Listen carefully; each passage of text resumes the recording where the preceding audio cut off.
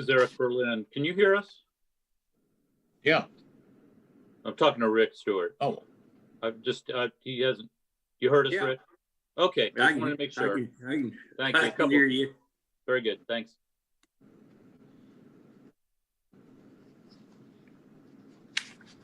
So you didn't have to wait very long? Oh, he's already gone. No, Zach, I only waited about 10 minutes. Yeah, that was good. I think everybody decided to get there early this morning. Yeah. I got there early and man, it was just long. But throughout the day, it was pretty tame after that.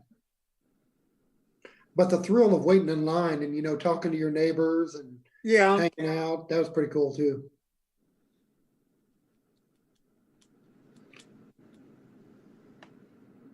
But not for an hour. Yeah, not about an hour. I could have done 30 minutes, but Yeah.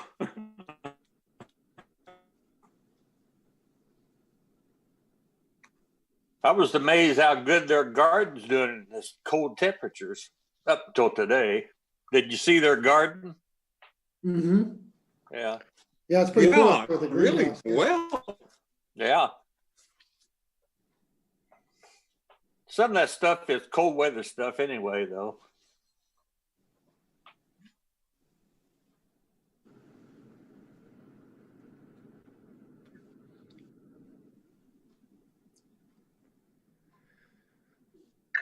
You know a lot more about that than I do, Rick. To me, plants are green or not green.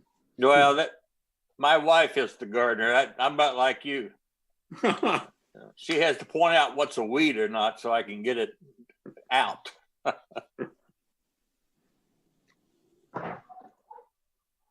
Put it on your honey-do list.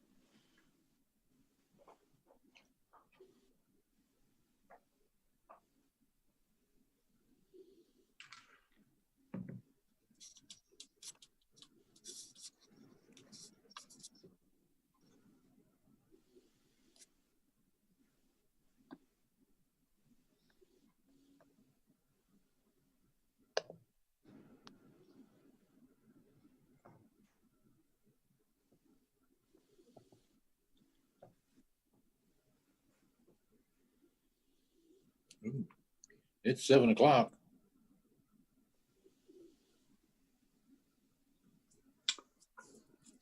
I'm sure I'm not seeing everybody on camera, but you do have a quorum if you would. Yep. I'll leave it to you if you'd like to call the meeting to order.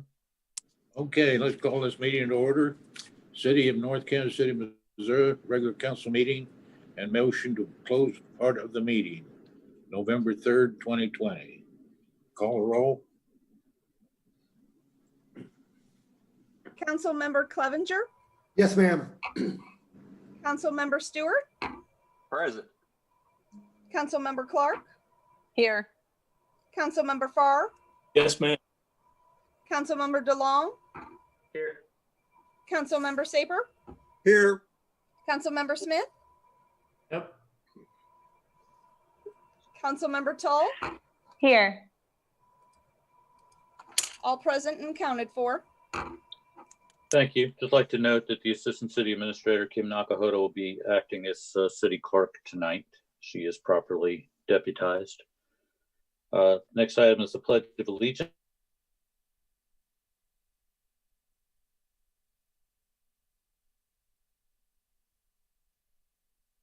America, United States of and to the America, republic for which it stands, one nation, under God, indivisible, liberty and justice for all. justice for all. Thank you. The next item is the approval of the agenda. So Somebody moved. like a motion? Second, My understanding was that somebody might have an interest in amending the agenda tonight. Councilmember Smith? Yeah, I'd like to pull one of the nominations for the Equity and Inclusion Committee off the consent agenda for discussion among the council. I don't have the agenda in front of me right now. I'm not certain what number. It's the nomination for Rita. So that would be item 7B. Yes, that one. All right. So the procedure that we follow is that if a council member asks for an item to be removed from the consent agenda, it becomes the first item under new business. So I move item 7B, nomination of Rita Pierce to the Equity and Inclusion Committee, be the first item under regular business. Is there anything else as far as the approval of the agenda? Somebody like to make a motion to approve the agenda as amended? Yeah. Move to approve as amended. Second,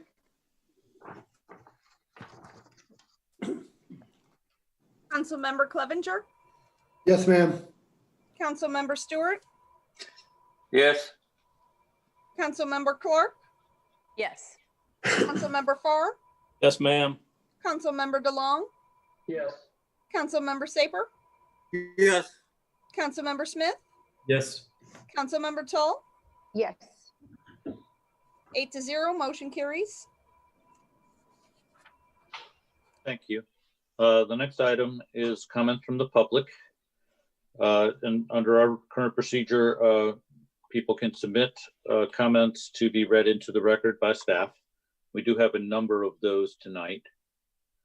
The first is from April Jones, subject, comment on pending members for diversity committee. From what I understand, each city council member will nominate a resident of their ward for membership on this committee, and then the mayor will also select or nominate a member. I have some concerns regarding the mayor's selection of Rita Pierce for this position. The purpose of this new committee is to ensure that residents who feel overlooked or unheard in our community will get to have a voice. With her involvement on multiple committees, Rita Pierce is heard often. I'm sure there are other candidates that would be a better fit for this committee. Considering the mayor's remarks about the formation of the Equity and Diversity Committee, it seems as if he's not fond of the idea and that choosing Rita Pierce was a quick and easy way for him to be done with it. If that's the case, then that's even more evidence to support my opinion that not having a voice isn't something that applies to her. In spite of his perception that they don't live here, I would hope that the mayor puts genuine effort into his selection. I find it hard to believe that there weren't enough qualified applicants who were interested in participating in this committee, and I'm curious as to how many applications the mayor actually reviewed. Please take a moment to consider the purpose of this committee and ensure that the intentions behind it will be upheld, beginning with the selection of members. Thank you for your time. And again, that is from April Jones. The next comment is from Jessica Johnson. My name is Jessica Johnson, and I have lived at 1035 East 21st Avenue for almost 6 years. As a resident of North Kansas City, I'm excited to see the forward movement regarding the inclusion of otherwise unheard and underrepresented voices in our community. It's long past time for a committee like this to form. The appointment of Rita Pierce to the Equity and Inclusion Committee is a step in the wrong direction. Rita's voice has already been represented in multiple ways, including a council seat she was voted out of, and I don't believe she has the interest of all people in mind. I do not believe Mayor Stilo had to reach very far to come to this decision, which is against the entire point of the committee. Please consider that there are many more candidates that are much more suited for this appointment and will meet the overall goal to embrace new voices. Please give the people in our community that otherwise would not have representation a chance. Thank you for your time and consideration. Again, that is from Jessica Johnson. The next comment is from Sarah Shekels, Ward 3, 1209 East 23rd Avenue. Council members and mayor, as a Ward 3 resident and supporter of the newly enacted Equity and Inclusion Advisory Committee, I am writing to urge you to not approve Mayor Stilo's appointment of Rita Pierce to the committee. I find it unprofessional to suggest an appointment of someone who already serves on 2 other city boards and is a former council member who was voted out.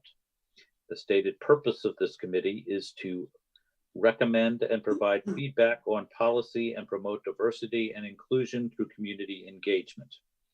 Rita has plenty of representation in North Kansas City, and I feel this committee should be comprised of new faces and underrepresented voices in our community.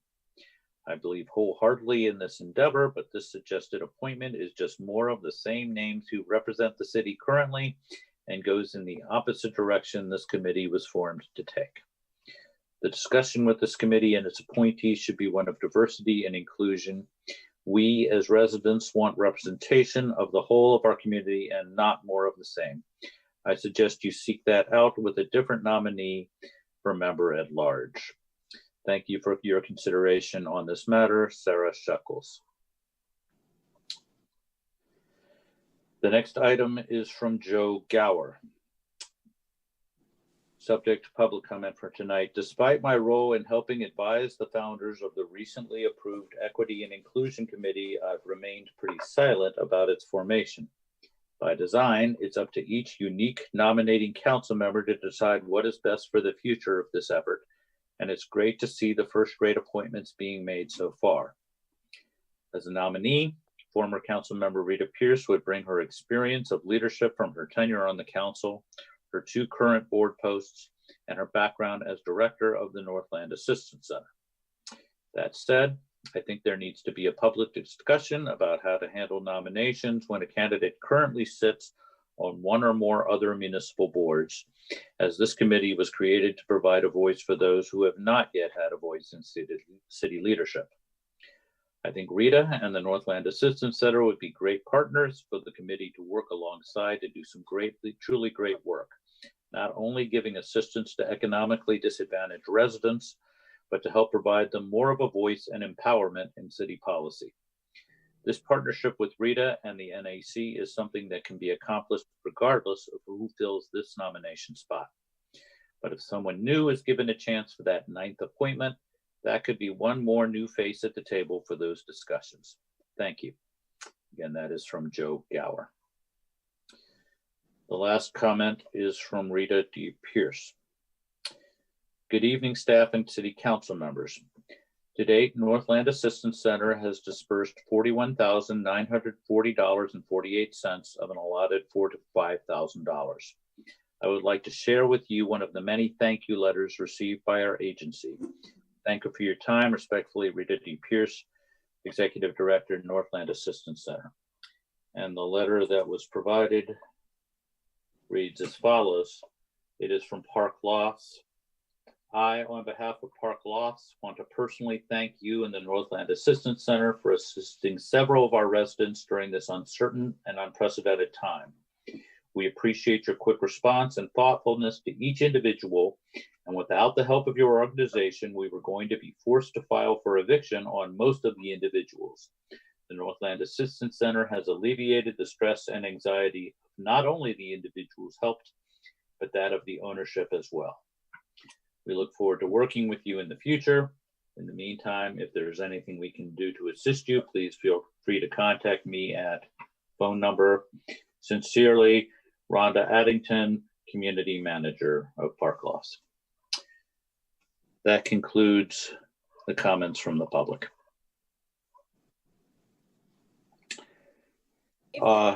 Ms. Nakahodo, is there anybody who would like to make a direct comment from the public to the council?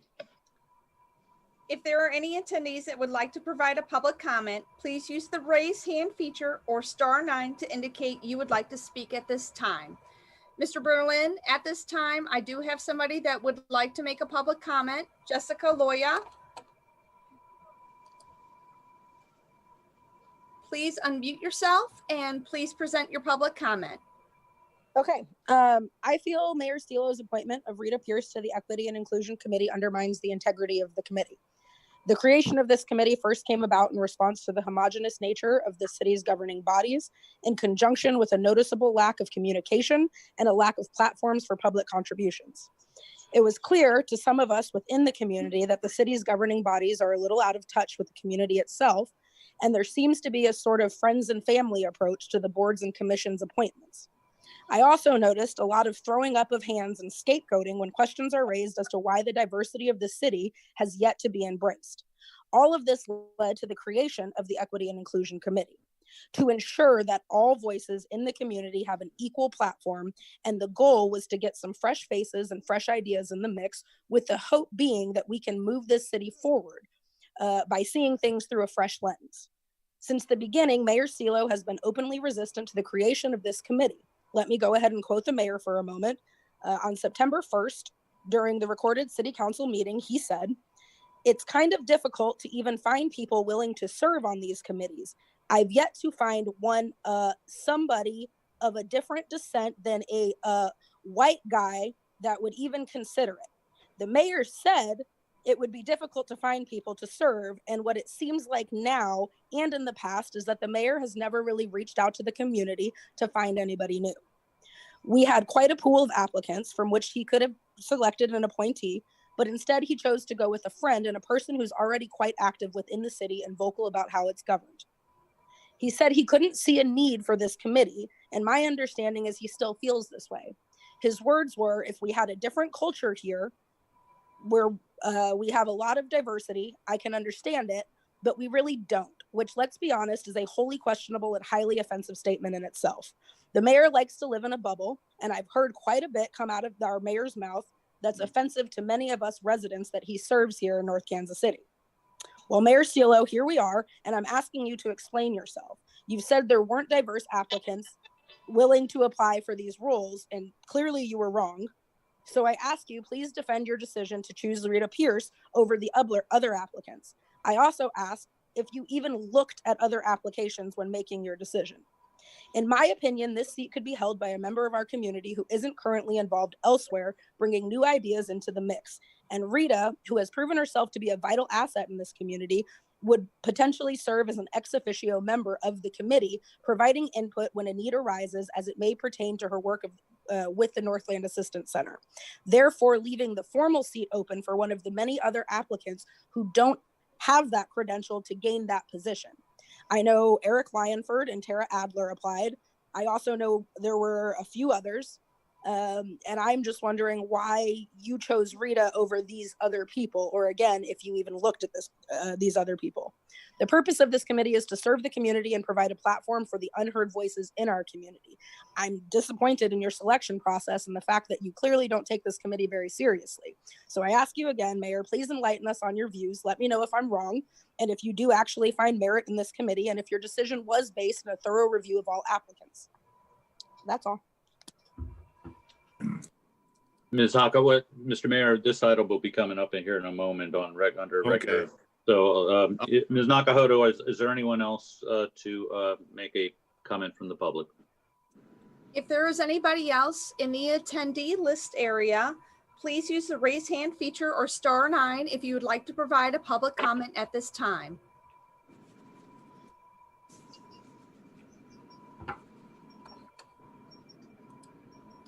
Mr. Berlin, at this time, I'm not seeing anybody indicating that they would like to make a comment right now.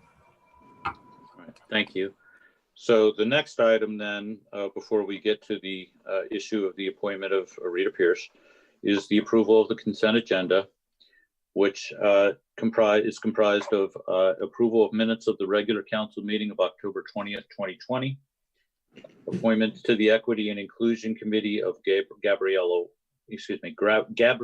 Flores and Brandy Alexander, a short-term conditional use permit for Screenland Armor for Thanksgiving Day outdoor movie event, a tourism grant program, River North District Second Saturdays program. Is there a motion to approve? Yes, sir. Move to approve the consent agenda. A second. Councilmember Clevenger, Yes, ma'am. Councilmember Stewart, Yes. Councilmember Clark, Yes. Councilmember Farr, Yes, ma'am. Councilmember DeLong, Yes. Councilmember Saper, Yes.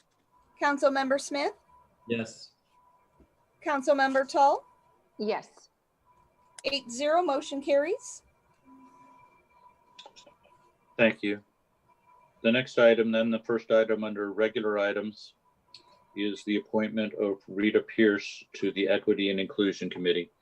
Mayor Stila, would you like to, since you were asking to be recognized before, would you like to speak? Yes. You know, somebody was talking about that there was applications for this. If there was, I never seen one. In fact, Rita was the only person that reached out to me that said she wanted to be on this committee. And I didn't hear a word out of anybody else. So I just figured that she was probably as good a choice as anybody. At least she was interested. And I appointed her. And I felt it was my right and duty to appoint somebody that I liked. I don't really, I've had more trouble trying to get people appointed than I think any mayor in this whole thing has been. But apparently that's the way you guys want to play it. But no, I'm not going to back up. I'm going to go behind Rita Pierce. Councilmember Tull, and then Councilmember DeLong, and then Councilmember Smith. I had called you on Sunday, Mayor, and asked if you had seen the other applicants that I thought were forwarded to you, because that was one of the things I wanted to know. I had not received anything. Okay. And when I had called to say if you would reconsider, and I know you said you wouldn't reconsider, one of my questions was if you had heard of the other ones that were forwarded to you, because I wanted to make sure that you did see the other applicants that were coming in. I didn't see any applicants. Councilmember DeLong. Just a quick follow-up to that specific question there on additional applicants. And this would be one for staff, I guess. We get these applications and we appoint somebody, but what happens to those applications after that? Or let me take a step back. Chris, let's say like Crystal or someone at City Hall receives the applications. Are those are just going to the council members right now? They're held on file. Right, they're held on file. So in this case, as we receive, if she had received applications from, say, Ward 1, she should have been supplying those applications to the council members in Ward 1 for their consideration for this committee. And then any others that were out there should have been provided to the mayor, since he is appointing a member at large. And then what, so let me make sure I understand here. So once I've appointed somebody, and then now at this point, Tony's appointed somebody for Ward 1, any other ward applications would go directly to the mayor's office would be.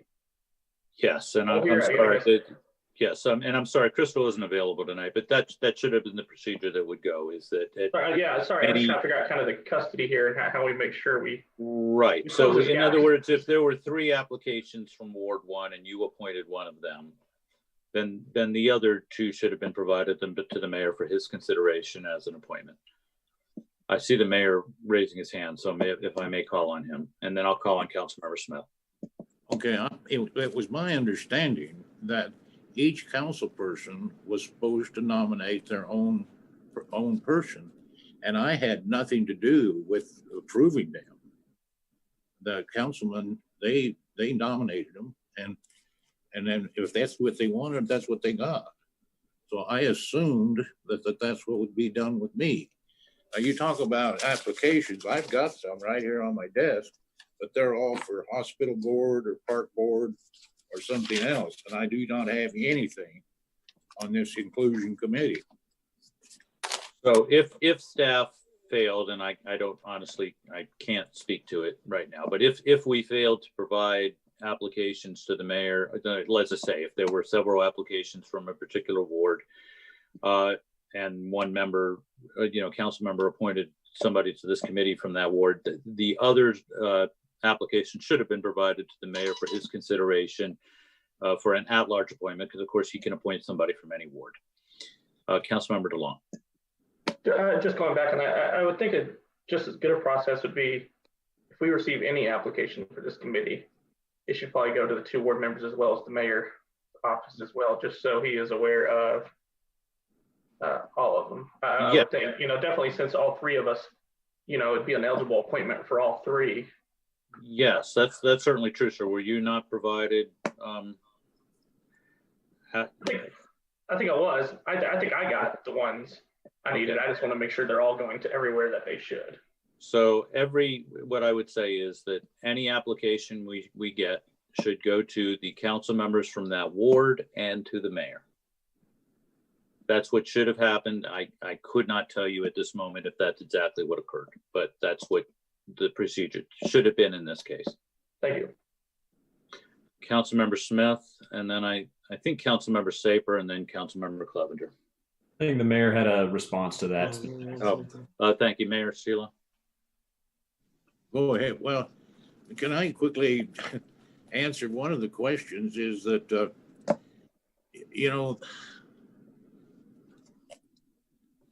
I go back to the point that I thought each one of the council people was supposed to appoint somebody, and then I was supposed to appoint somebody.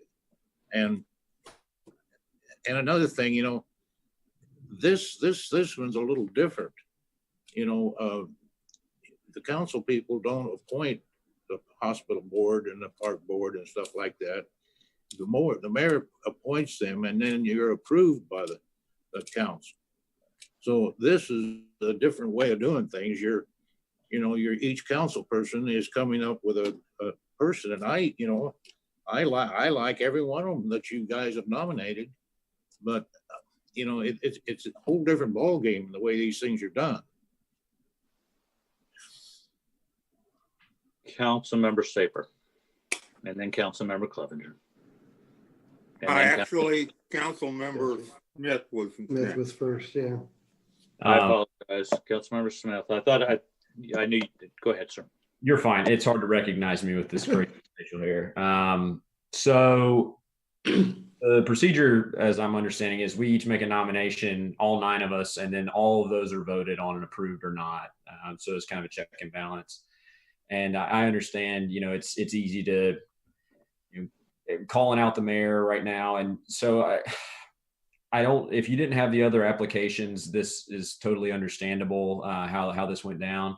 I think nothing against Rita at all. I think Rita has some value to this committee. I think she's a very valuable voice in North Kansas City as it is. She's on the TIF Commission, the IDA. She works with Northland Assistance. She can pick up the phone and call any of us. She's got all of our cell phone numbers.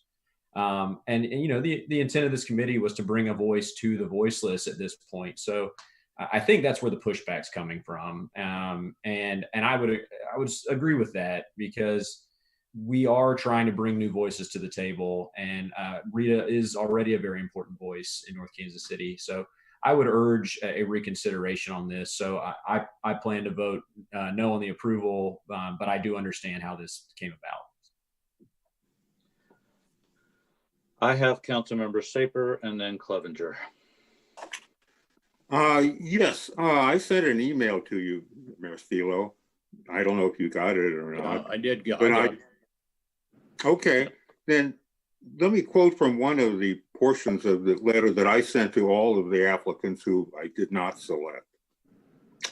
And one of my criteria for selection of this committee is that the person not have been active in city government in the past in an effort to bring fresh eyes, ears, and minds to how things are done in North Kansas City. But others who have served North Kansas City in the past can't contribute greatly to the task of further opening up the social, political, and cultural climate of North Kansas City.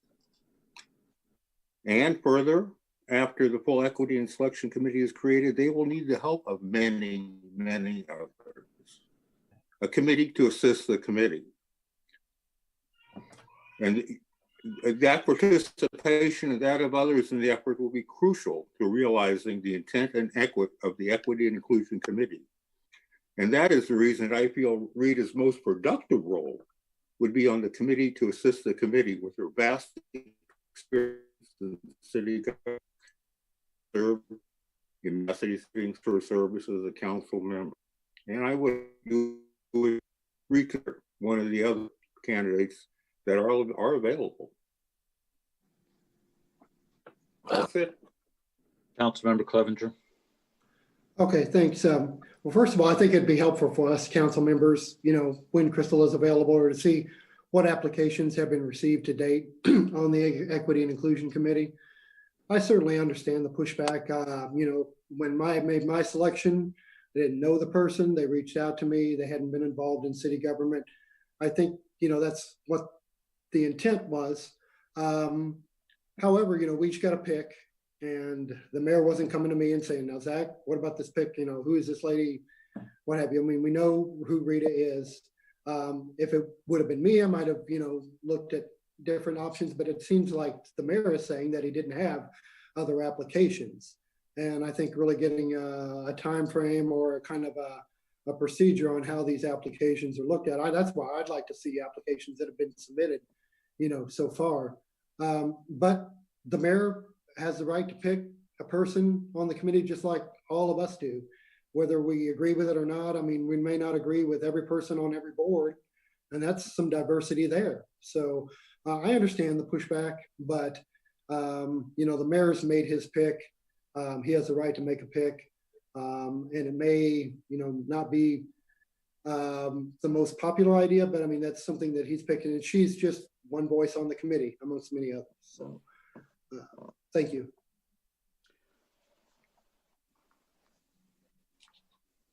Councilmember Stewart. I think from everything, I don't disagree with anybody what they said, but I think Zach got it on the nail. We each had an opportunity to pick who we wanted to and present it to the council. And the mayor has the same right. I did think it'd probably be mostly new people not been involved before, but that was my pick. I picked someone like that.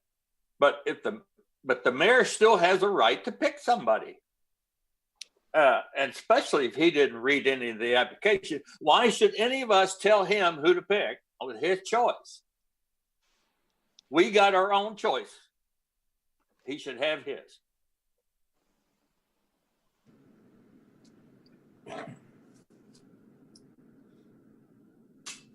Councilmember Toll and then Councilmember DeLong. I agree. I mean, I think that you have your own pick, Mayor.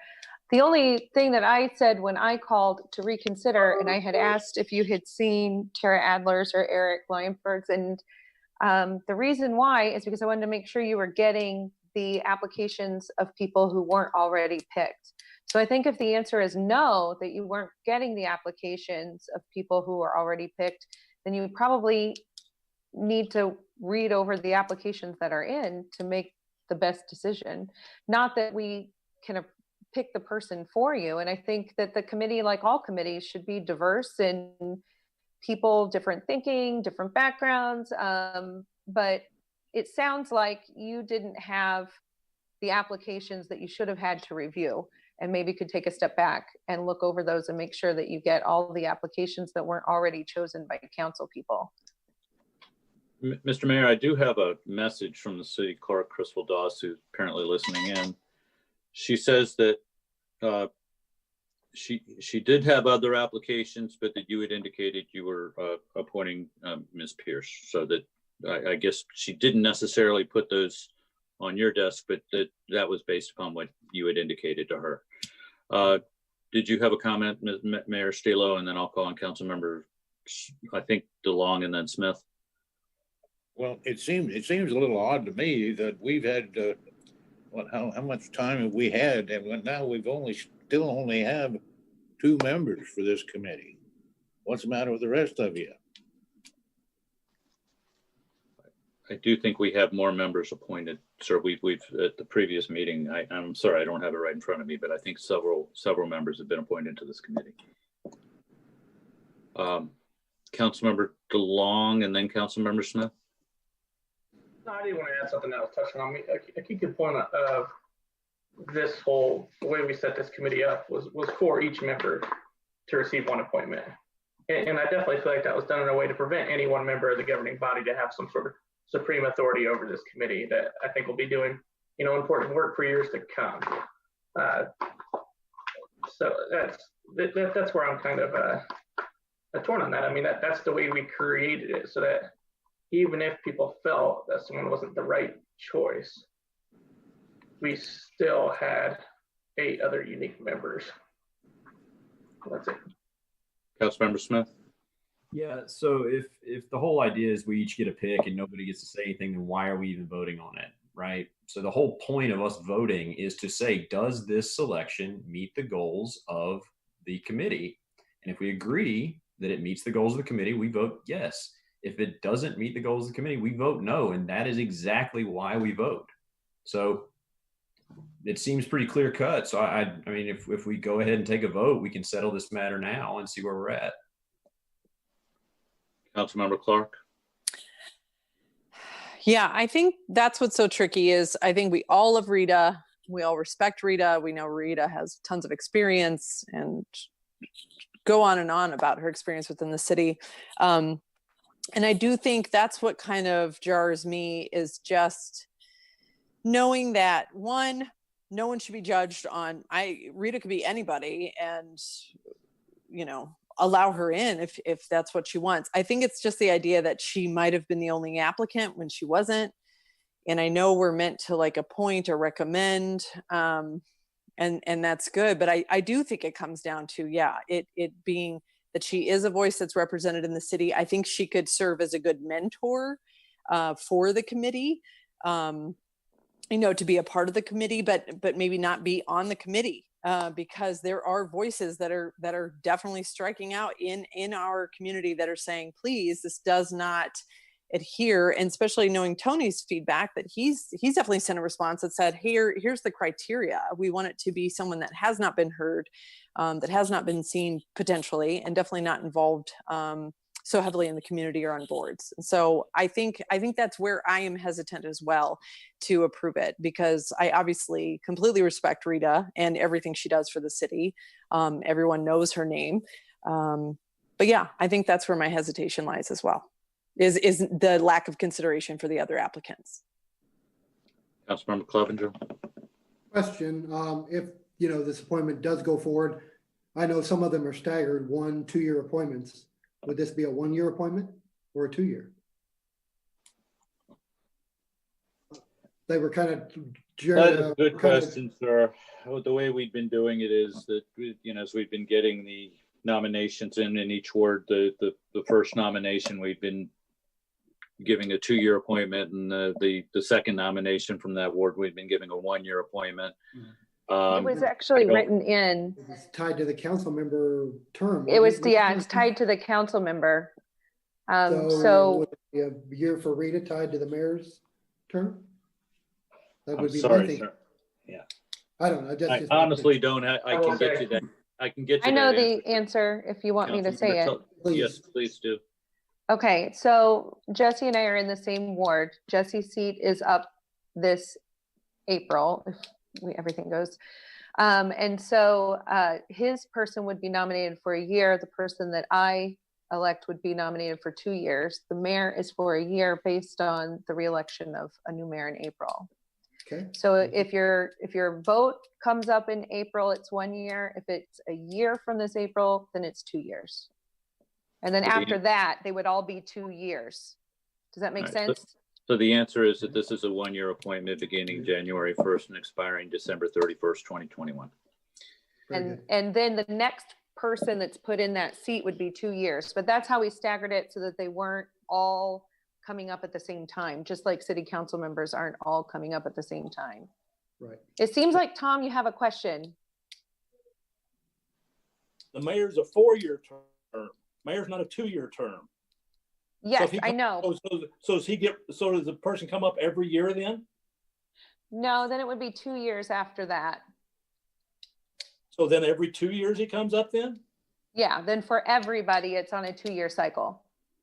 It's just the first one to get them staggered. That's how we staggered it out. For everybody, it will be a 2-year cycle after that first group.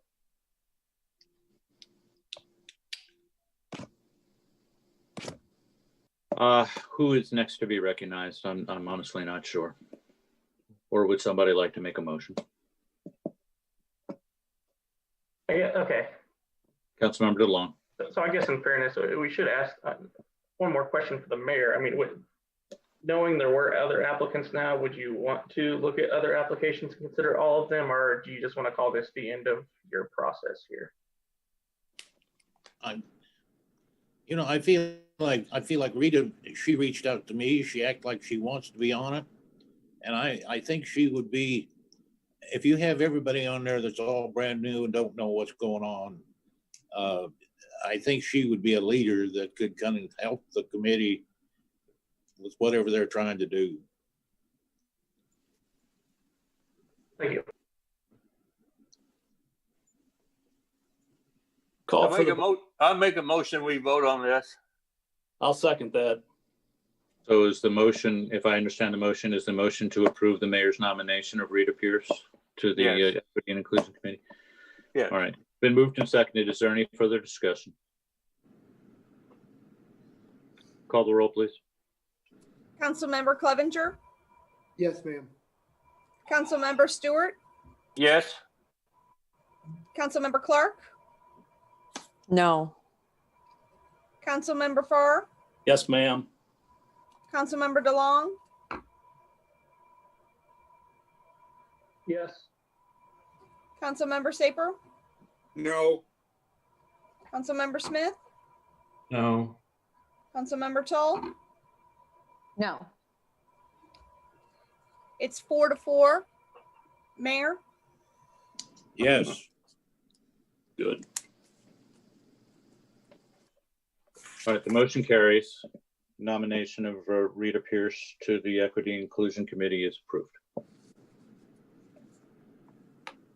We'll now move on to the first, under regular items, North Kansas City, I'm sorry, I'll let the city clerk call it. don't try to jump into my job here. Sorry about that. Item number 10, North Kansas City Hospital Revenue Bonds, Series 2020, Bill number 7558, Ordinance number 9355. Thank you. City of North Kansas City is authorized to issue revenue bonds on behalf of North Kansas City Hospital at the request of the Board of Trustees of the hospital. And the Board of Trustees of the hospital has requested that the City Council authorize Series 2020 bonds in a principal amount not to exceed $47 million to provide funds for the acquisition, construction, improvement, extension, repair, equipping, and furnishing of the hospital and related facilities, refund and refinance the outstanding Series 2013A bonds, and to pay costs of issuing the Series 2020 bonds. Assuming council approval, the bond closing is expected to occur on November 24th. At this time, I would like to introduce Dr. Stephen Reinches, who is the relatively new CEO of North Kansas City Hospital, to present the hospital's request. Dr. Reinches.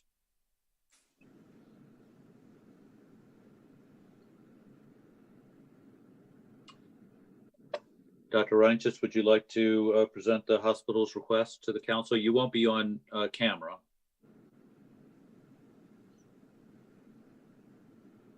Is Dr. Reinches there? Showing up, he may be muted. Okay. Can you hear me now? Yes, sir. Well, I would like to thank the City Council and the Mayor for inviting me tonight to present this request. The hospital is asking the city to approve the issuance of 2020 hospital revenue bonds. In 2013, the hospital asked the city to issue 2013A bonds, which were used to refinance the original 2003 hospital revenue bonds that were used to construct the additional 6th floor on the Health Services Pavilion. The original principal amount of the 2013A bonds was $35,760,000. The 2013 bond rate was fixed until December 1st, 2020, this very December 1st, at which time the bondholder, BOK Financial, will need either to be paid off or the bond will need to be refinanced. The city is being asked to approve the issuance and sale of the 2020 hospital revenue bonds in the aggregate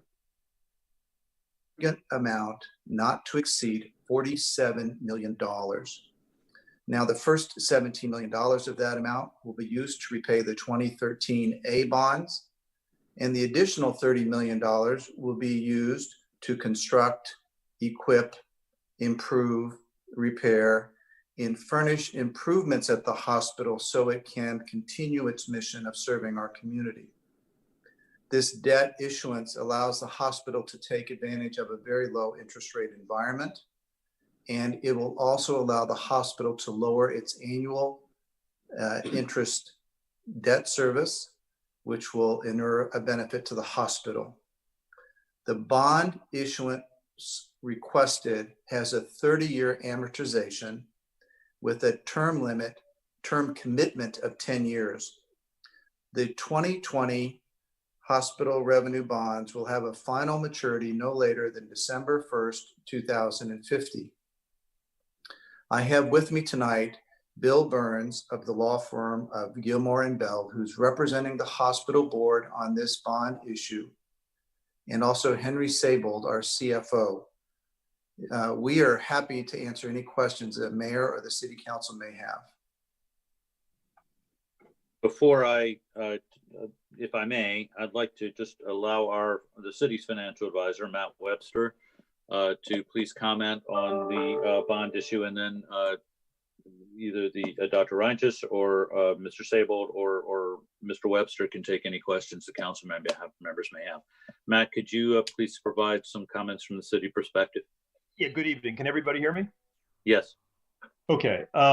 So you've all been provided with a memorandum from Eric speaking to the bond issuance. The issuance of debt by the hospital is a fairly infrequent event, and as the CEO said, the last time was 2013, and before that, 2003. That said, the only way the hospital can issue bonds is through the city. That's per state law. So I don't really have any additional comments on the reasons behind it. These matters are decided by the board of trustees of the hospital, and then recommended to the city council. I would like to point out a couple, I think, of important things to the council. One is that these bonds, although they are obligations of the city by virtue of their issuance, are paid from hospital revenues, and they don't expose the city to any financial risk for repayment of the principal and interest.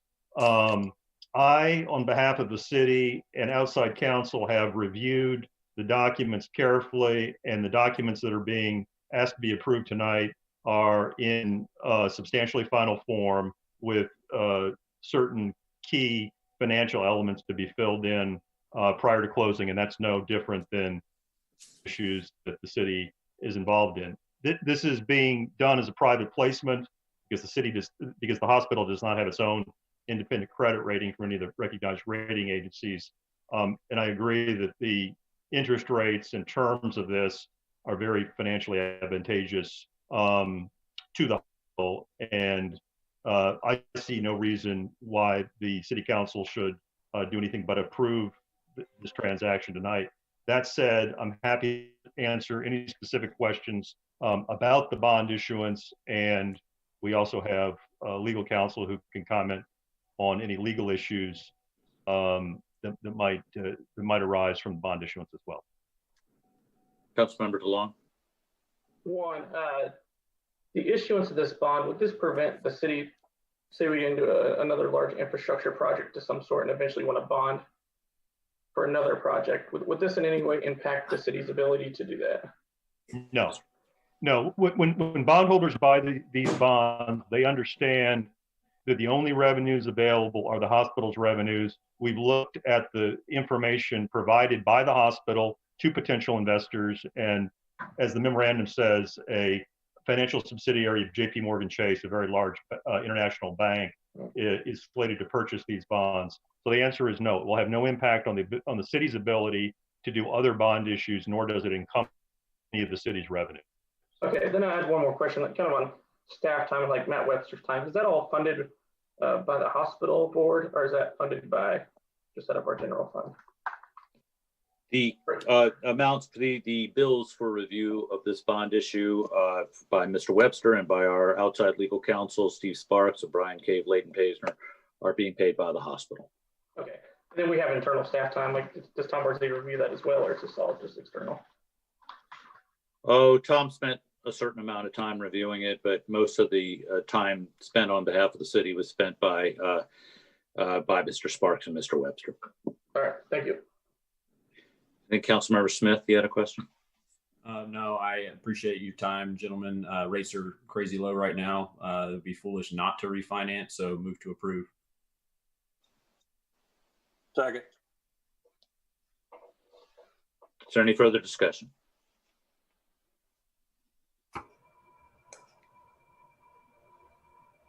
Call the roll, please. Councilmember Clevenger, Yes, ma'am. Councilmember Stewart, Yes. Councilmember Clark, Yes. Councilmember Farr, Yes, ma'am. Councilmember DeLong, Yes. Councilmember Saper, Yes. Councilmember Smith, Yes. Councilmember Tull, Yes. 8-0, motion carries.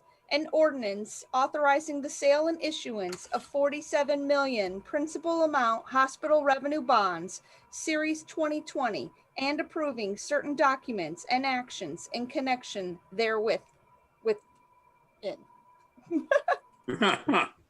I move that bill number 7558 be placed on second and final reading and passes ordinance number 9355. Second. Councilmember Clevenger, Yes, ma'am. Councilmember Stewart, Yes.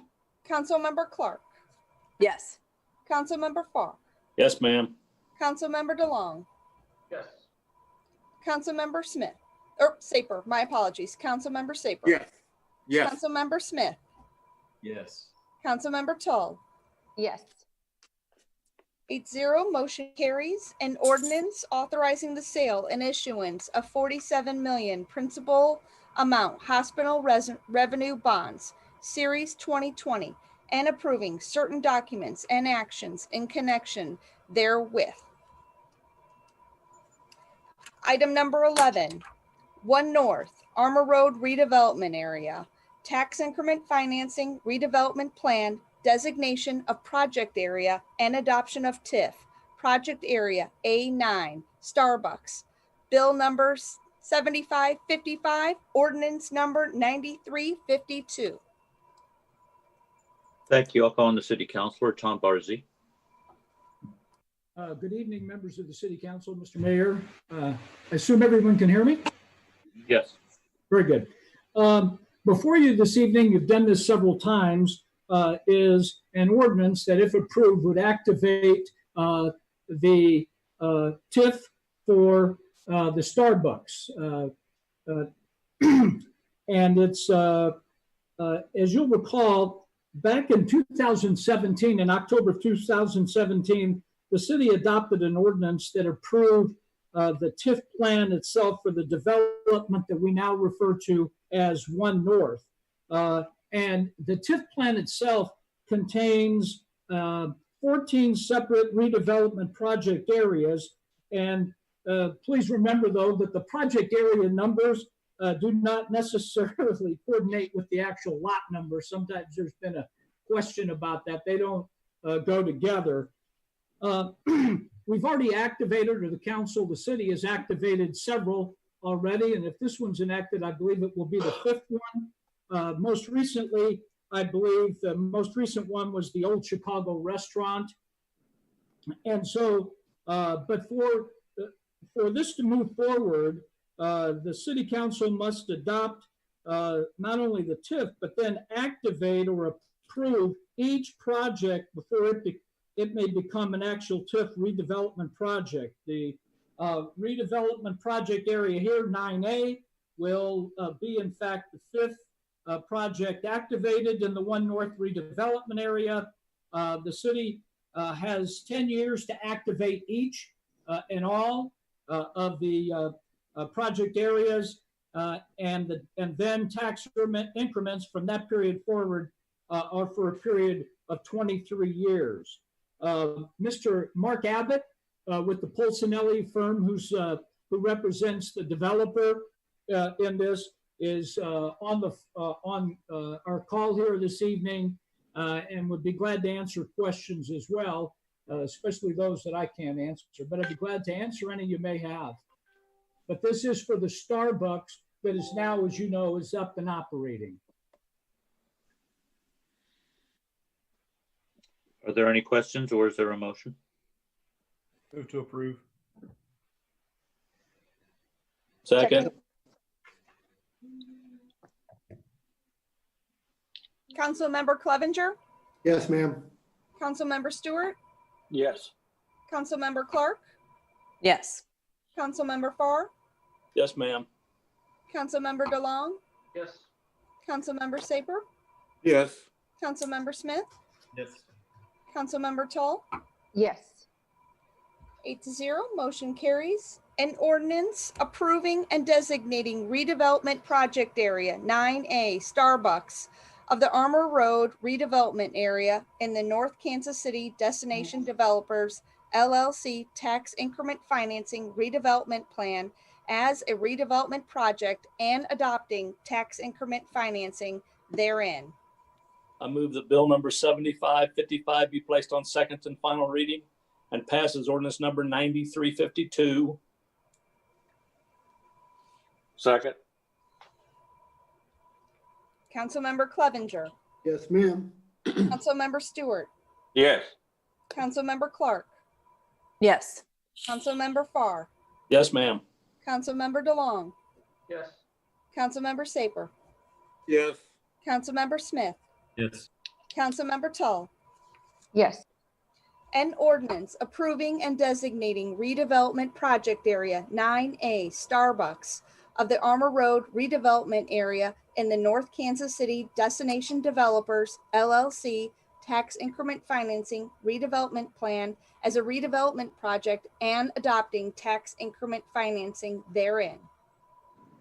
Number 12, CARES Small Business Grant Awards, second round. Thank you. At its October 6th meeting, the City Council approved a second round of funding for the CARES Act Small Business Grant Program, which is being administered by the Clay County Economic Development Council. Grant applications were accepted through October 25th.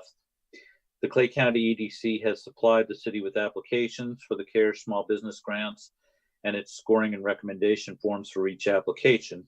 So it's recommended at this time that the council review and approve the grant application award recommendations.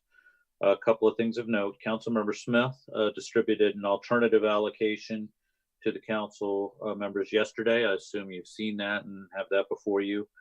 I'll let Councilmember Smith speak to that.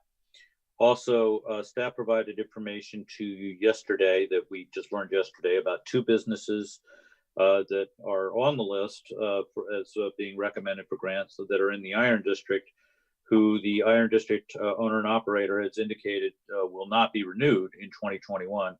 Those are Morning Day Cafe and Wasteland Society. So that information is before you for your consideration as you consider these applications. Councilmember Smith. Okay, so I sent out recommended reallocation of the money. My take was that the intent of this was to supplement businesses in North Kansas City. This is money that could be used to replace revenue, so I was looking for a clear public benefit. That would be funding things like restaurants, gyms around town, things that our residents and visitors can get some benefit out of, and those that were drastically impacted by the shutdowns and the restrictions for COVID. With that in mind, I pulled 4.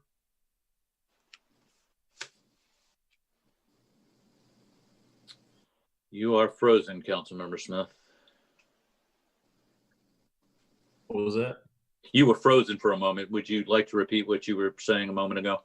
Excellent. Okay, where did I cut off? You pulled 4.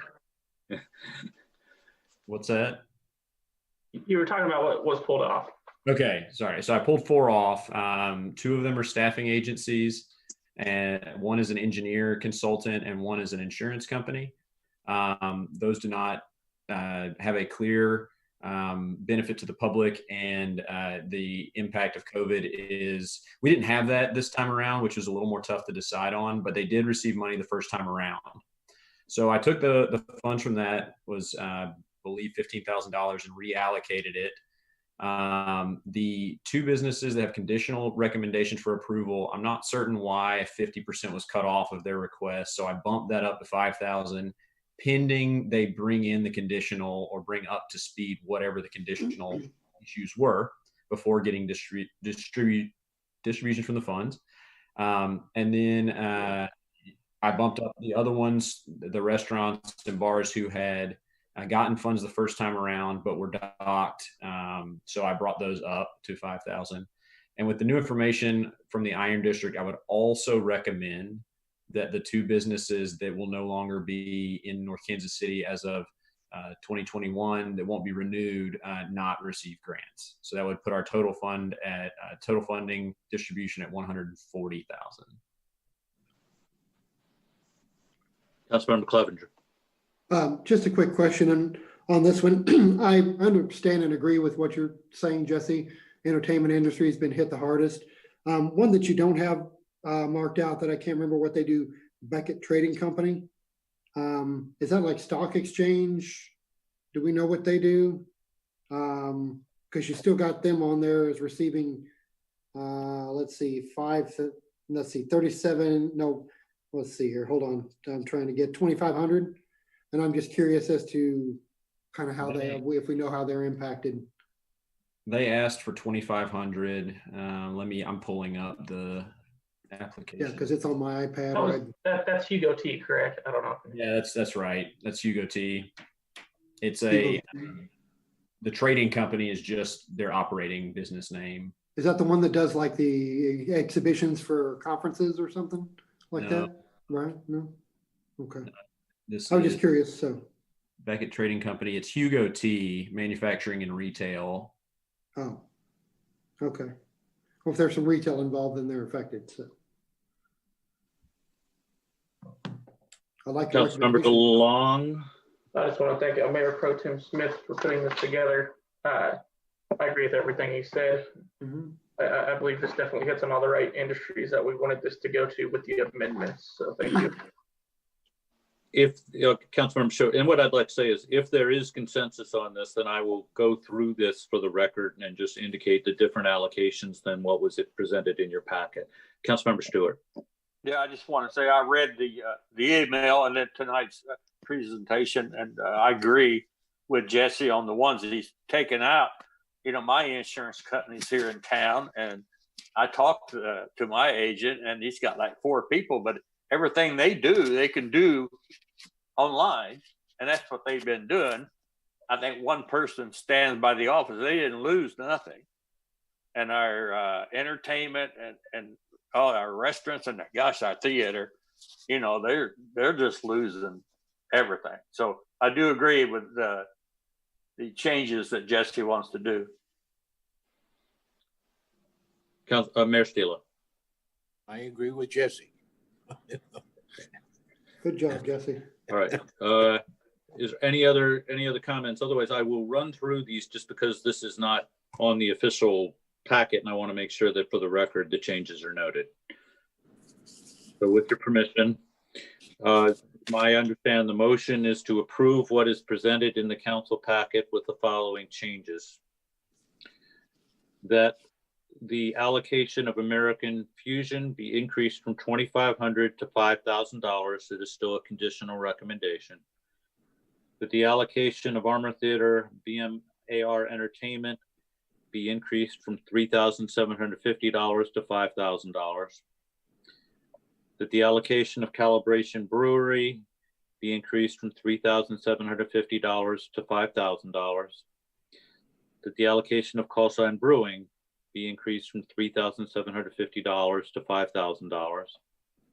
That the allocation of Chapels be increased from $3,750 to $5,000. That the allocation of Colony Espresso and Beer Company be increased from $2,500 to $5,000, still a conditional recommendation. That the allocation of driftwood ceramics be increased from $3,750 to $5,000. That the allocation of Helen's JAD be increased from $3,750 to $5,000. That the allocation of Morning Day Cafe be decreased from $5,000 to $0.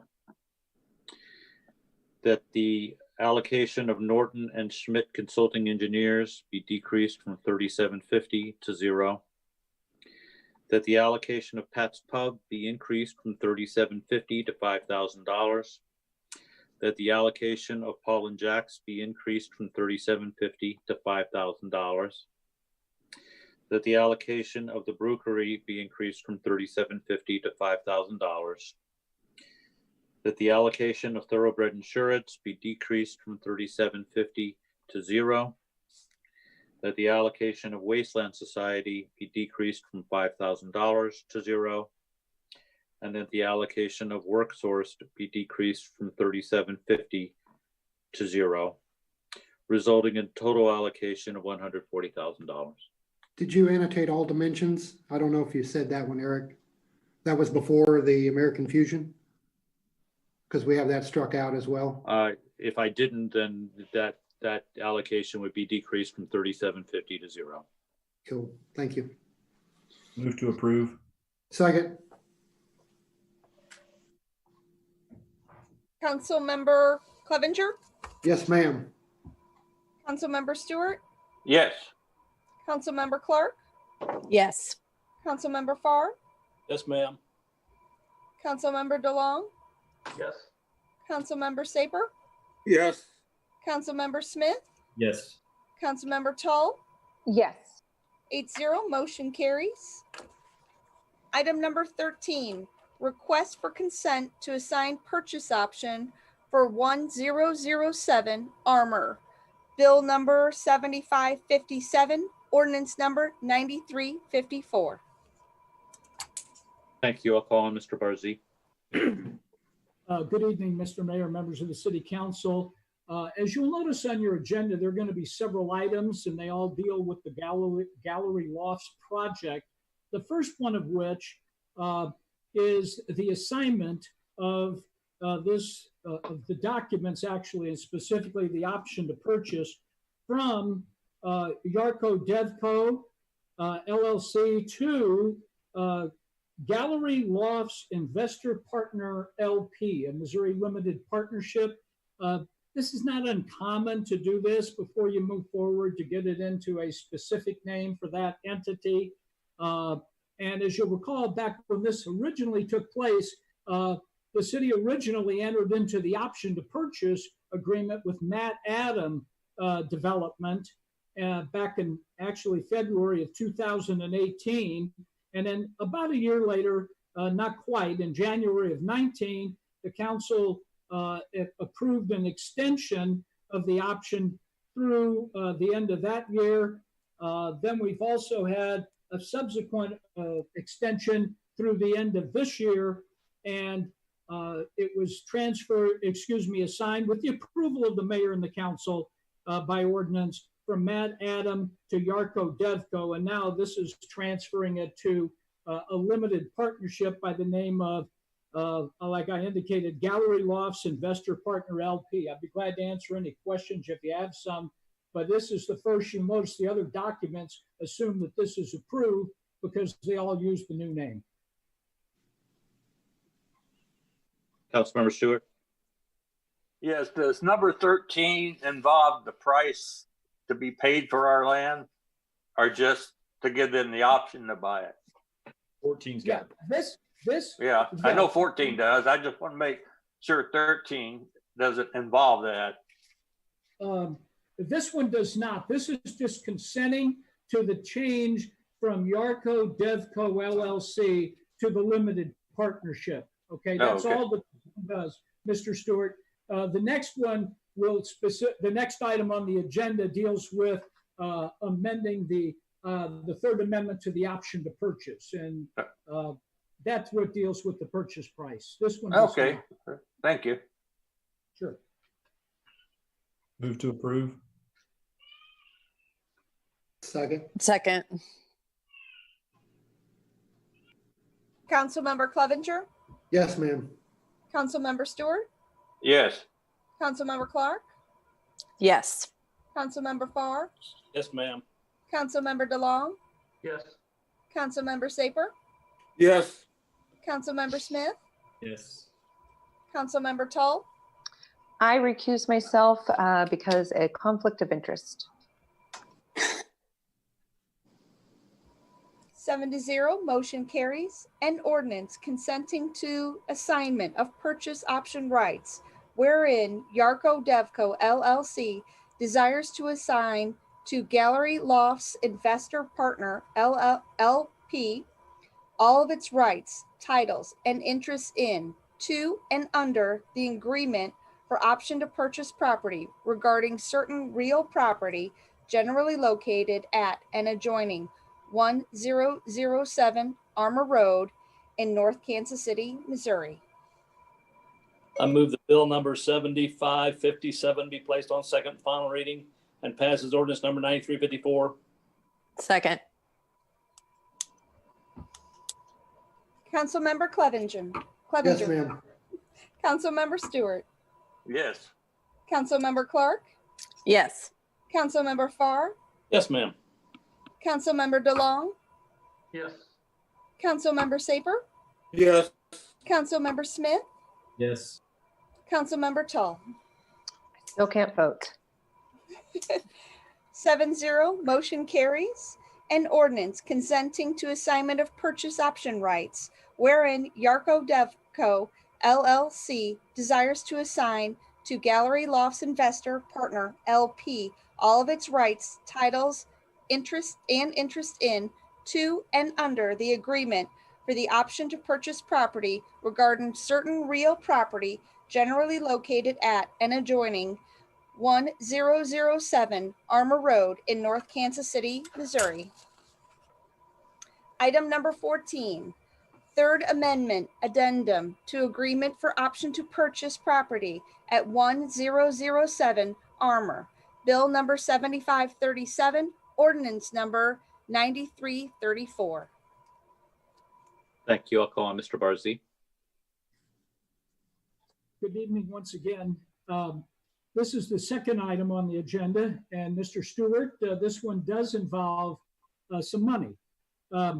There's three aspects to the pending Third Amendment to the Agreement for Option to Purchase Property between the city and now Gallery Lofts Investor Partner LP, two of which I deem to be fairly ministerial. One is to change the location of who notice is given to under the agreement. And the other ministerial one is now to establish a new legal description. When we originally did this, we had more of what we call a Mets and bounds description of the property. Now we have the property's been fully platted, and so we will be amending the legal description to be simply basically it's lot one of the North Kansas City Gallery Lofts, okay? A very short and succinct legal description. The third aspect of this Third Amendment does in fact deal with the reduction of the purchase price. As you may recall, the original purchase price was $5 a square foot.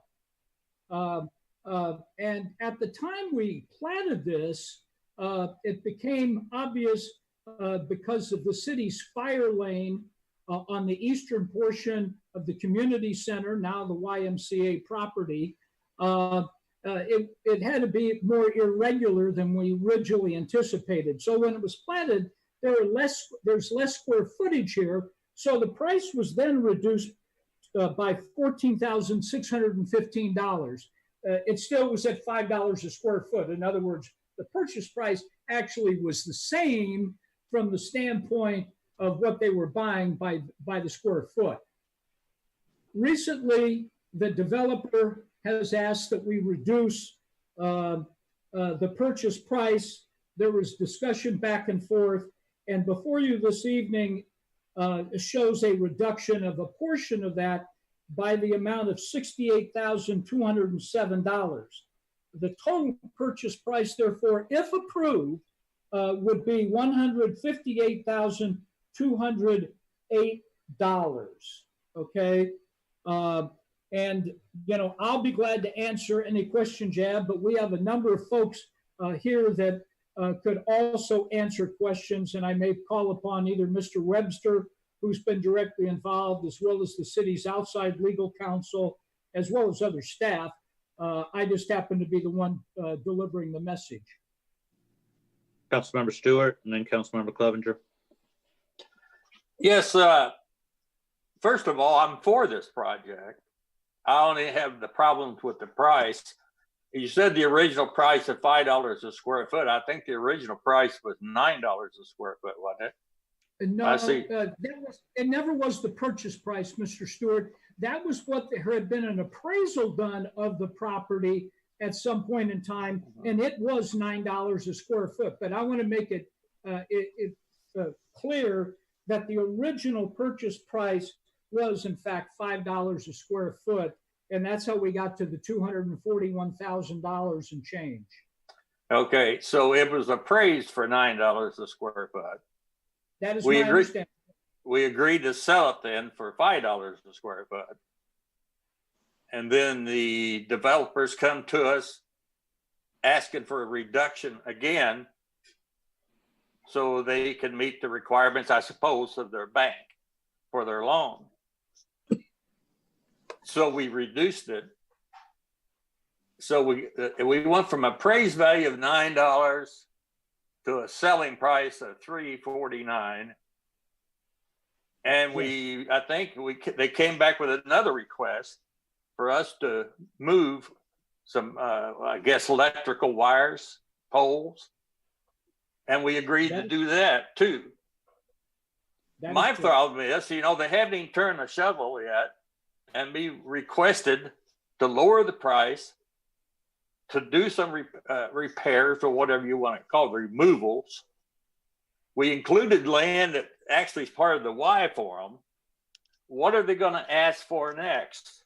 I want the project to be built, but I don't want to keep just giving city property away for lower prices. And I'll ask you all again, if you own this land personally, and it valued at $9 a square foot, would you take $349 a square foot for it if I wanted to buy it? Can any of you say yes? I mean, it wouldn't make sense. I don't blame you for not saying that. I don't agree with lowering the price to the $349 a square foot. I know they didn't ask for as much as some of the bigger apartments, and they're going up. They didn't ask for the personal property tax abatement for 20 years, 30 years, or whatever. And I heard comments to say, well, look what we're doing for the city. Well, you know, they're in business to build things, and that's America. I mean, that's right. But they're not building it for us. They're building it for themselves. That's the business they're in. I just don't think, I don't agree with the reduction in price. I agree with the project. Councilmember Smith and then Councilmember DeLong. Oh, I'm sorry, Councilmember Clevenger was first. I apologize. Then Smith. That's all right. Just a couple quick things. Just one, first of all, quick question.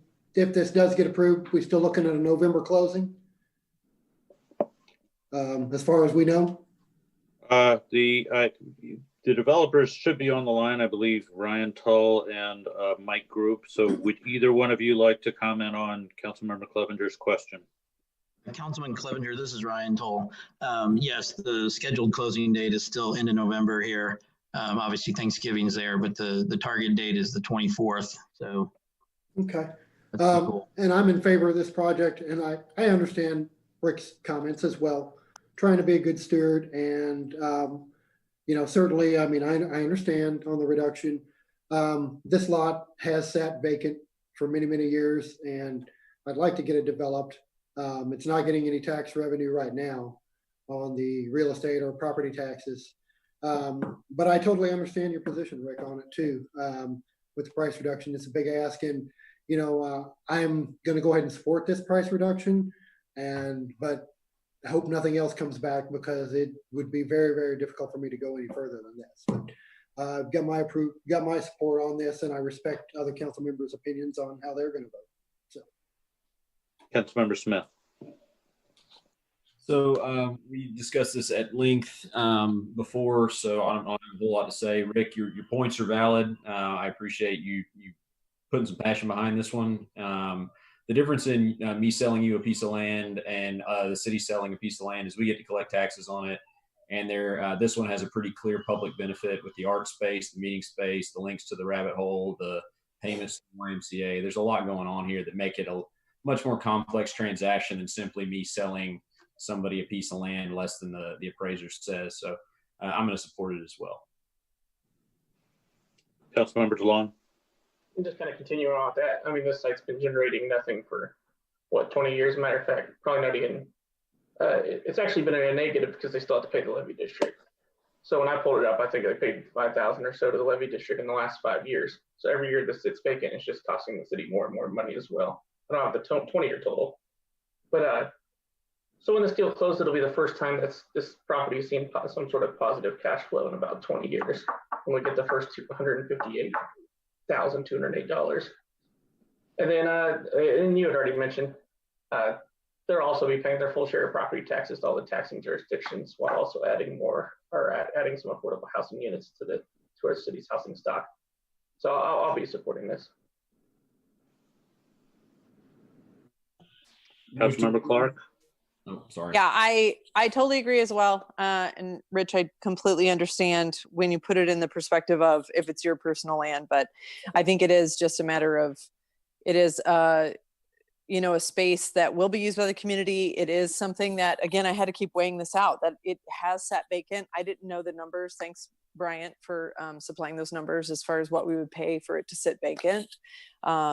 And I think they're going to be paying a bit more than some of the larger projects as far as taxes and things are concerned. So it is a tough haul, but I think it is a space that is needed. And I like that I think they were pushed to ask for this because of the pricing that occurred because of the pandemic. It's something that none of us could plan for. So I think that's where we're at. And I appreciate that there's an agreement that with this lesser price that they will still agree to make everything, the exterior is still going to fit the bill of what they proposed in the beginning. So with maybe some variation of like black versus dark gray or something like that, I think I heard. But yeah, so I'm going to be for this.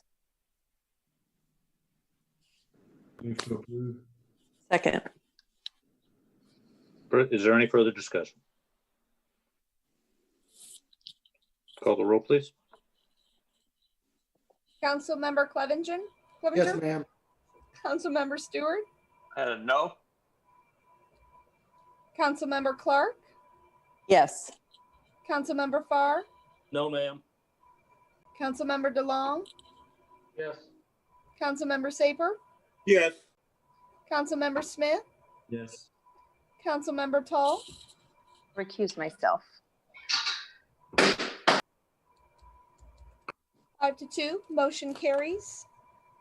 An ordinance adopting and approving Third Amendment to Agreement for Option to Purchase Property by and between the City of North Kansas City, Missouri and Gallery Lofts Investor Partner, LP, regarding certain real property generally located at and adjoining 1007 Armour Road in North Kansas City, Missouri.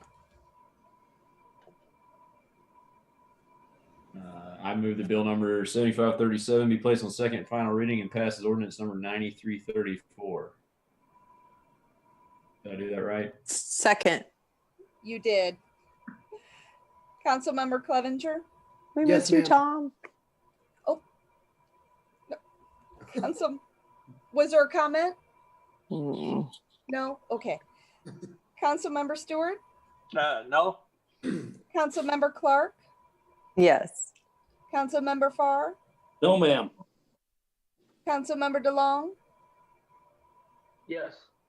Councilmember Saper? Yes. Councilmember Smith? Councilmember Smith, Yes. Councilmember Tall, I have you down as recuse.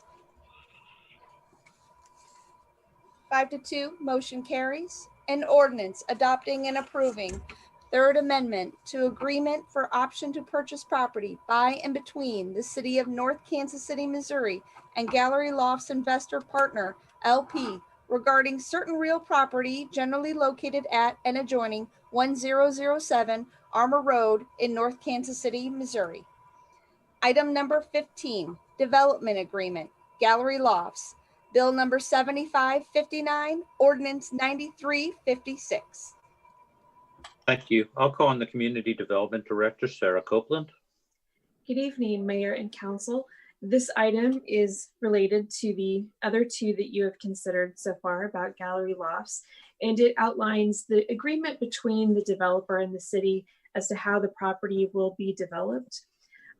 As part of its work leading up to these items tonight, Yarco has prepared a plat for this property and previously submitted a master plan development application, both of which were reviewed and approved by the Planning Commission and the City Council.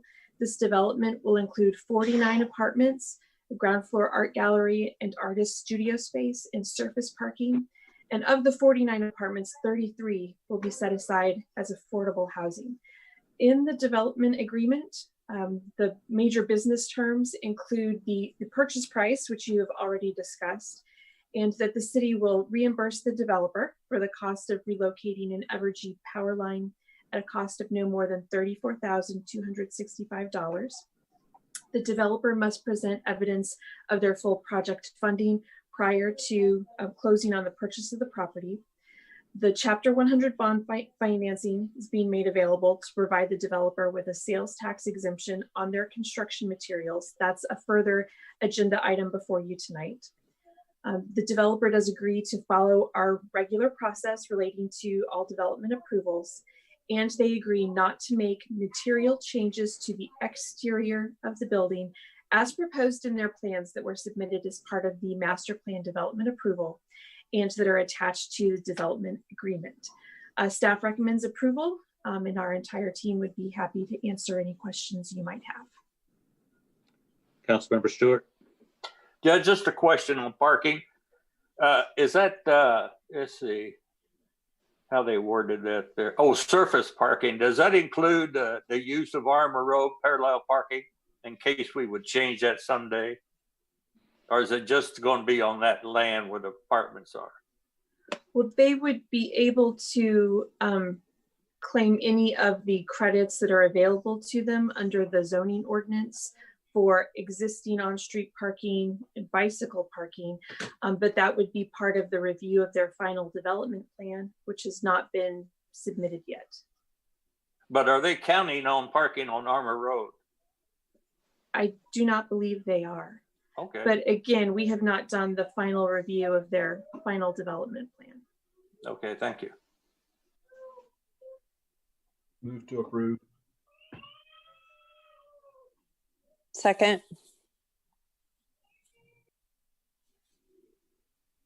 Is there any other discussion? Call the roll, please. Councilmember Clevenger, Yes, ma'am. Councilmember Stewart, Yes. Councilmember Clark, Yes. Councilmember Farr, Yes, ma'am. Councilmember DeLong, Councilmember Saper, Yes. Councilmember Smith, Yes. Councilmember Tall. I abstain. 7-0, motion carries. An ordinance adopting and approving a development agreement between the City of North Kansas City, Missouri and Gallery Lofts Investor Partner, LP, regarding certain development project in the city. I move that bill number 7559 be placed on second and final reading and passes an ordinance number 9356. Second. Councilmember Clevenger, Yes, ma'am. Councilmember Stewart, Yes. Councilmember Clark, Yes. Councilmember Farr, Yes, ma'am. Councilmember DeLong, Yes. Councilmember Saper, Yes. Can you repeat that again, Councilmember Saper?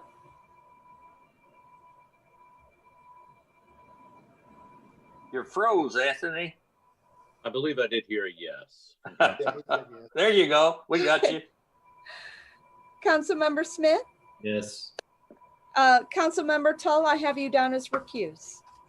7-0, the motion carries. An ordinance adopting and improving a development agreement between the City of North Kansas City, Missouri and Gallery Lofts Investor Partner, LP, regarding certain development project in the city.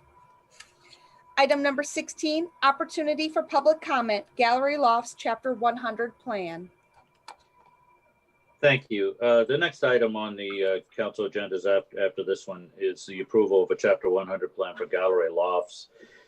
This had been on a previous agenda for approval, and it was then taken off at the last minute.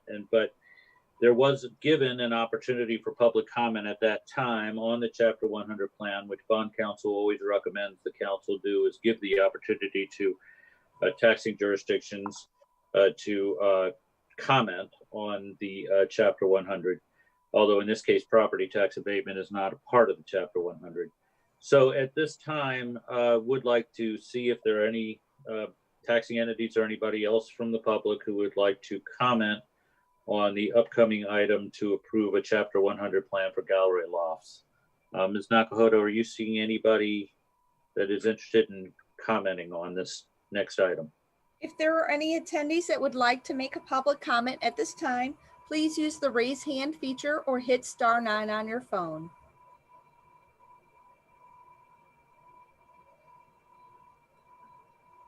Mr. Berlin, at this time, I am not seeing anyone indicating that they would like to speak during this public comment period. Thank you. Let's move on to item 17. Item 17, approval of Chapter 100 plan, Gallery Lofts, Bill number 7560, ordinance number 9357. Thank you. I'll call on the city's financial advisor, Matt Webster of Stifel Financial Corporation. Good evening, Mayor and Council. This Chapter 100 plan for Gallery Lofts is similar to other Chapter 100s that the city has approved in the past. There are essentially two kinds of Chapter 100. There are Chapter 100 plans that convey long-term tax abatement on the real property. That, for instance, is what was done on 18th and Swift and what was agreed to on 23rd and Swift. And then there are a second category of Chapter 100 plans that convey only sales tax exemption on the materials used in the project. That is the case tonight. So the developer has come to the city and asked for the city to approve a Chapter 100 that will allow them to get a tax exemption certificate from the city. They will then use the tax exemption certificate to purchase the materials. The estimate that was made as part of the process calculated that approximately $227,000 of savings would be realized through this Chapter 100. Necessarily cost the city anything, because we would not expect these materials to normally be purchased within the city limits, but it does real benefit to the developer and does help them with the cost of the project, which I think is the important thing. I would say the developer indemnifies and holds harmless the city. They also agree to pay the expenses of the Chapter 100 transaction. There, in my opinion, is no reason not to move forward with this. It's something that we've granted before. I believe that it has any drawbacks for the city. With that, I'd be happy to answer any questions related to legal counsel who can comment specifically on legal issues. Move to approve. Second. Second.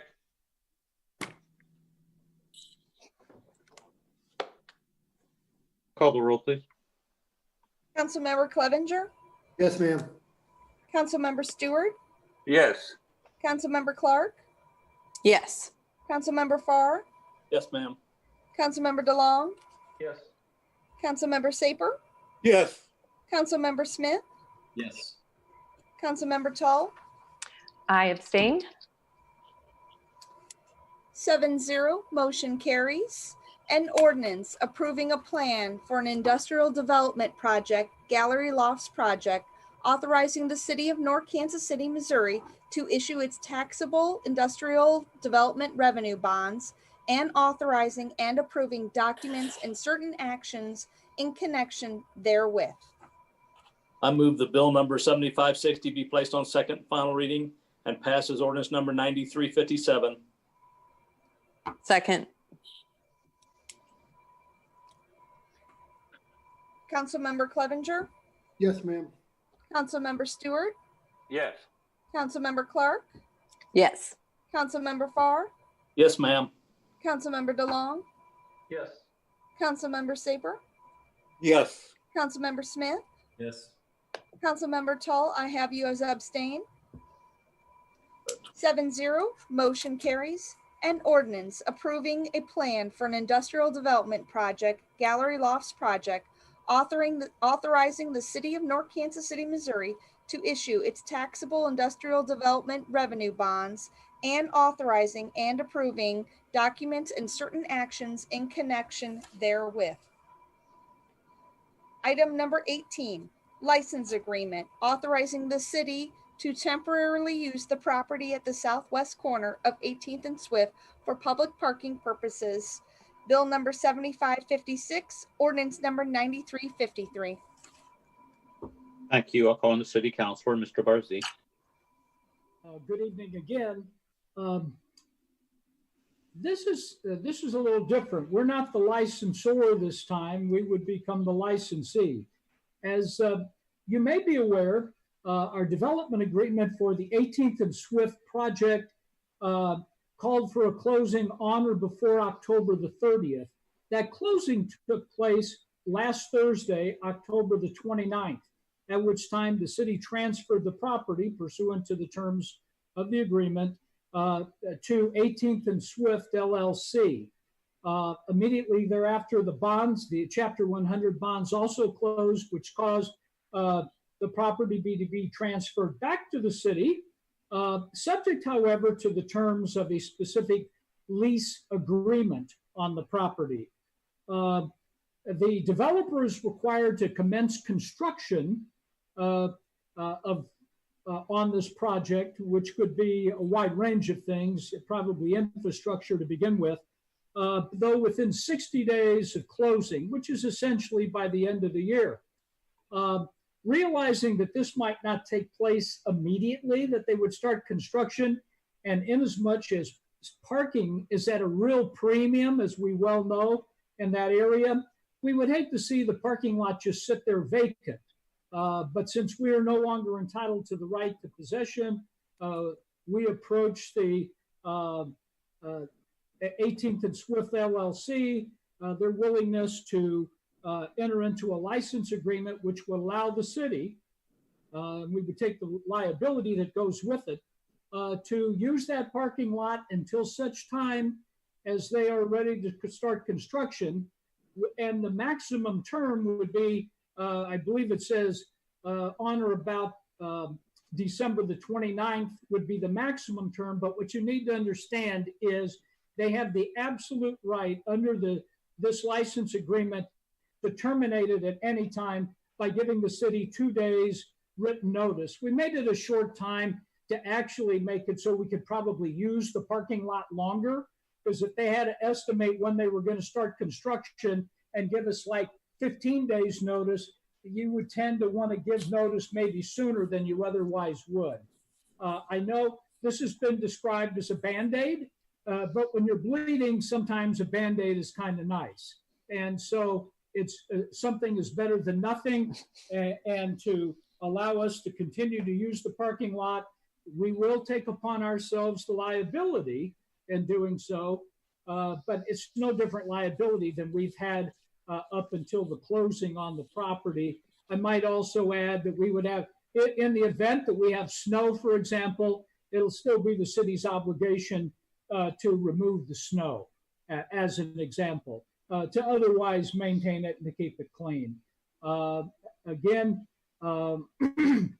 be glad to answer any questions. We're usually on the other end of this, but in this particular case, we're the ones receiving the license, if you will. I move to approve. Second. Is there any other discussion? Yeah. There you go. Councilmember Saper? Is there any other cost to the city? No, there is no cost as far as us writing a check or anything like that. It's basically accepting liability. Someone gets hurt there while we're operating it, and to keep it basically maintained. I'm assuming if a light bulb burned out, we would probably replace it as we always have for safety purposes. But other than that, there's no cash money at all, Mr. Saper. Okay. I should have mentioned that. I meant to. Thank you. Any other discussion? Would you call the roll, please? Councilmember Clevenger, Yes, ma'am. Councilmember Stewart, Yes. Councilmember Clark, Yes. Councilmember Farr, Yes, ma'am. Councilmember DeLong, Yes. Councilmember Saper, Yes. Councilmember Smith, Yes. Councilmember Tall, Yes. 8-0, motion carries. An ordinance adopting and improving a temporary license agreement by and between the City of North Kansas City, Missouri and 18th and Swift LLC for the temporary use of certain parking lot in the possession of 18th and Swift LLC. I move the bill number 7556 be placed on second and final reading and pass as ordinance number 9353. Second. Councilmember Clevenger, Yes, ma'am. Councilmember Stewart, Yes. Councilmember Clark, Yes. Councilmember Farr, Yes, ma'am. Councilmember DeLong, Yes. Councilmember Saper, Yes. Councilmember Smith, Yes. Councilmember Tall, Yes. 8-0, motion carries. An ordinance adopting and approving a temporary license agreement by and between the City of North Kansas City, Missouri and 18th and Swift LLC for the temporary use of certain parking lot in the possession of 18th and Swift LLC. Item number 19, approving accounts due and payable by the city through October 30th, 2020. Bill number 7561, ordinance number 9358. First reading. Second. Councilmember Clevenger, Yes, ma'am. Councilmember Stewart, Yes. Councilmember Clark, Yes. Councilmember Farr, Yes, ma'am. Councilmember DeLong, Yes. Councilmember Saper, Yes. Councilmember Smith, Yes. Councilmember Tall, Yes. motion carries. An ordinance authorizing payment for certain amounts due and payable by the city through October 30th, 2020. I move that bill number 7561 be placed on second and final reading and pass as ordinance number 9358. Second. Councilmember Clevenger, Yes, ma'am. Councilmember Stewart, Yes. Councilmember Clark, Yes. Councilmember Farr, Yes, ma'am. Councilmember DeLong, Yes. Councilmember Saper, Yes. Councilmember Smith, Yes. Councilmember Tall, Yes. 8-0, motion carries. An ordinance authorizing payment for certain amounts due and payable by the city through October 30th, 2020. Item number 20, staff comments. Thank you. We have 3 items in your packets for review. The upcoming city items of note, YMCA monthly financial report for September. Also have a memo on the Howe Street bump outs project. We had previously reported to you that we had taken bids and that they were substantially over budget. Have provided a memo in your packet indicating, recapping what the bids were, how far over budget they were, which was quite substantial. We are recommending that we rebid the project after the first of the year. with the hope that we might recognize some savings on the bids, but also with the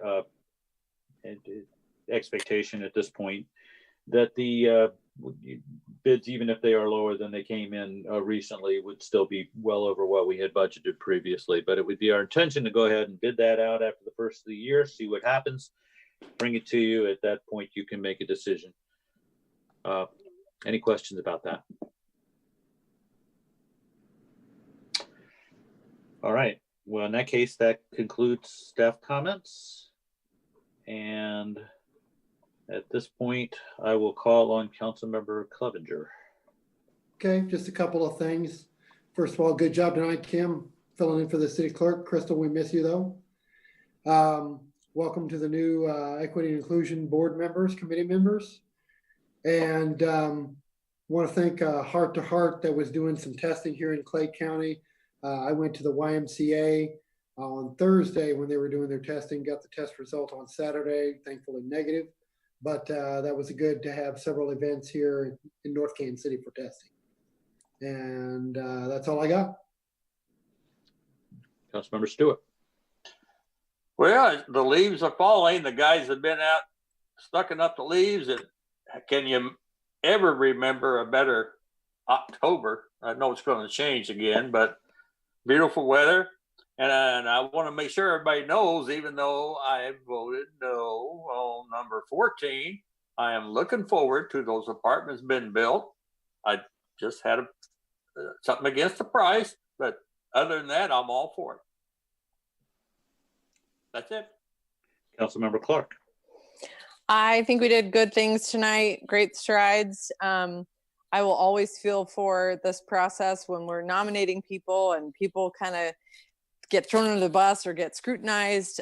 It's hard on all of us. I know, for everyone in making these decisions, I just, I'm grateful that all of us on council can still love and respect each other and know that we're all working in the city's best interest, and we're going to have different ways of expressing it. And I just appreciate everybody and everybody for city input as well, because that's helpful.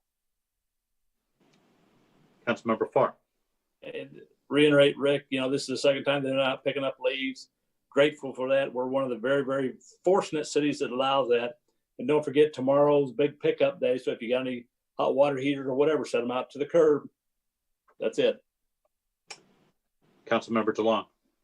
Well, I mentioned a couple things. I got to thinking about it earlier this week, and it kind of made me wonder why we vote, not why we vote, losing track, why we meet on election day still. So I wanted council to know that I am looking at working on an ordinance to update our code to treat election day similar to a national holiday when it comes to scheduling our meetings. The second one I've been working on, I've sent to City Councilor Tom Barzee, is related to a ban on the practice of conversion therapies on minors in North Kansas City. So just a couple updates of things I've started and will probably see in a future meeting. That's all I have tonight. Councilmember Saper. Nothing. Councilmember Smith. I will echo the election night concern. Would like to see this not have to be kind of splitting attention between election results. Thank you. Councilmember Tull. That was on my list of things too. I'd like to look at not having city council meetings on election night. I know even if you let employees that are here late for this meeting go during the day to vote, when my kids were little, it would have been really hard for me to vote if Ryan and I couldn't trade off. So I think it should be our goal to make voting easy and accessible for everybody. So I would vote on moving it, and you guys can decide however that works best, whether it's moving it to Wednesday or Monday or whatever, but I would also support that. The testing in North Kansas City, like Zach said, I think that's huge. And I wanted to thank the staff for pushing those flyers out. I pushed those out to the schools that kids in our area go to and make sure those got out to the families. So thank you for doing that. And that was it, the election night and pushing that out. Thank you very much. And Crystal, we miss you. Mayor Stila. I just hope everybody voted. I'm done. All right, item 25. Consideration of a request to hold in recess into executive session as requested by the city administrator to be held on this date on a personnel matter pursuant to Missouri Revised Statutes 610.0213. Move to approve. Second.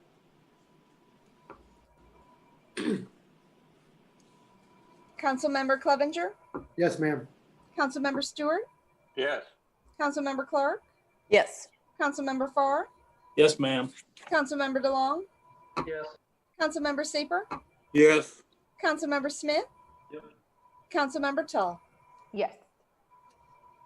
Thank you. So during the course of the meeting, you did receive an email with a link to the executive session. So I'd ask that you go at the time of that. Thank you.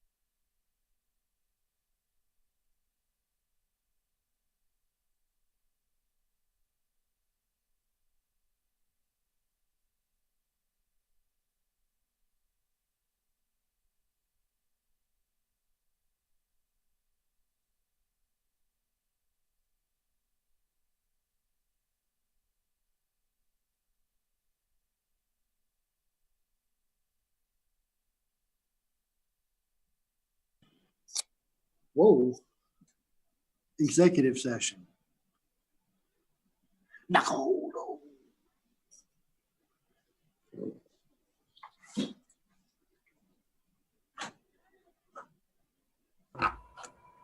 Hello, everyone. We got Hi. Move to adjourn. move to adjourn. Second. Third times. All in favor? Aye. Aye. Aye. Bye, Bye. everybody. Bye. Hello.